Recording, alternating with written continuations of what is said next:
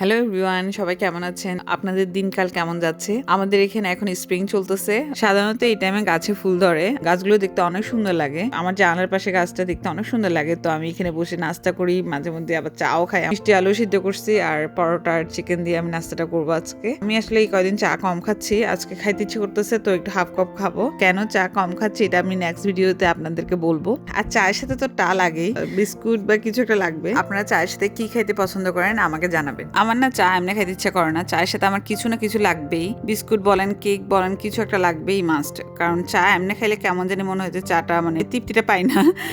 আপনাদের কার সাথে এমন হয়? চায়ের সাথে আমি পরোটাও পছন্দ করি। আপনারা কি ট্রাই করছেন? আজকে পরোটা বেঁচে গেছে, কারণ আমি চিকেন দিয়ে খেয়ে ফেলছি পরোটা। তো এখন চা দিয়ে বিস্কুট খাবো। খানা টানা শেষ করে কিছু কাজ ছিল ওগুলো সেরে তারপর আমরা চলে গেলাম বাজার করতে। আজকে আপনাদেরকে দেখাবো আমেরিকায় মুরগির ফার্ম দেখতে কেমন। এখানে মুরগির ফার্মগুলো একটু দূরে হয় সিটি থেকে, তো এটা বেশ দূরে হয়, তো আমাদেরকে ঘন্টাখানেক ড্রাইভ করতে হয়। আর আমরা যখনই এখানে যাই ট্রাই করি বেশি করে মুরগি নিয়ে আসতে, যাতে আমাদের প্রত্যেক উইকলি যেতে না হয়। তো এখানে সাধারণত মুরগিগুলো এরকম খাঁচার মধ্যেই থাকে। শুধু মুরগি থাকে না, এখানে খরগোশ থাকে, কবুতর থাকে, কোয়েল থাকে, আরো অনেক কিছুই থাকে, টার্কিও থাকে। যেটা যার পছন্দ সেটা নেই। আবার মুরগির মধ্যে আপনার hard chicken, red chicken, then white chicken, soft chicken, like like everything you will find it here. তো আমরা বেশ কয়েকটা হোয়াইট চিকেন আর হার্ড চিকেন অর্ডার দিছি।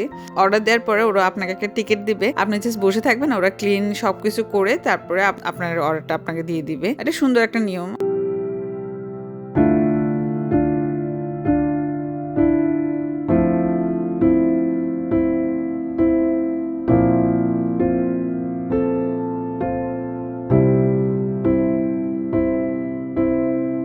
আর এখানে কিছু অর্গানিক ডিমও বিক্রি করে। আমি এখনো ট্রাই করি না ডিমগুলো। এখানে যেসব মুরগি আছে এসব মুরগির ডিমই হইতে পারে, এগুলো আমি ঠিক জানি না।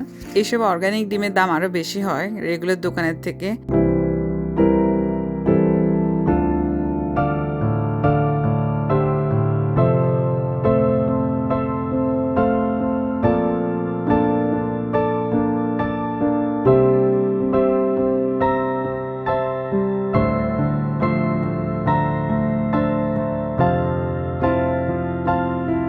পাশে একটা গোস্তের দোকানও ছিল, তো আমরা কিছু গরু গোস্ত নিয়ে নিলাম, সাথে আরো কিছু কেনাকাটা করলাম ঘরের জন্য। এসব দোকানে গেলে আপনি আসলে একটা জিনিসের জন্য যাবেন, তারপরে আপনি 10টা জিনিস কিনবেন। 10টা না, আসলে আরো বেশি কিনা হয়। বাজার করতে ভালো লাগে, কিন্তু ঘরে এনে এগুলোকে সামলাতে এত বিরক্ত লাগে। এখানে তো কোনো হেল্পিং হ্যান্ড থাকে না, আপনার সবই নিজে নিজে করতে হবে। আর যদি কাজ থাকে তাহলে তো হয়েছে, আপনার শান্তি নেই।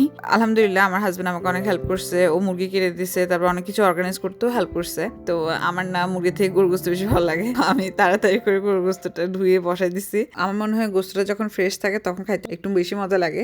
ফ্রোজেন করলে পরে রান্না করলে মজা লাগে, বাট কিন্তু ওই মজাটা আমার মনে হয় লাগে না। আমি ট্রাই করি যখনই আমি গোস্ত কিনি ওই দিনই রান্না করে ফেলতে, কারণ আমরা আজকে রাতে হবে গোস্ত দিয়ে পরোটা। আর রান্না করতে করতে প্রায় 1-1:30 বাজে গেছিল, আর খানা টানা শেষ করতে প্রায় 3-4 হয়ে গেছিল আমাদের। আশা করি আমার ব্লগটা আপনাদের ভালো লাগছে। ভালো লাগলে প্লিজ আমার চ্যানেলটা সাবস্ক্রাইব করে আমার পাশে থাকবেন। আল্লাহ হাফিজ।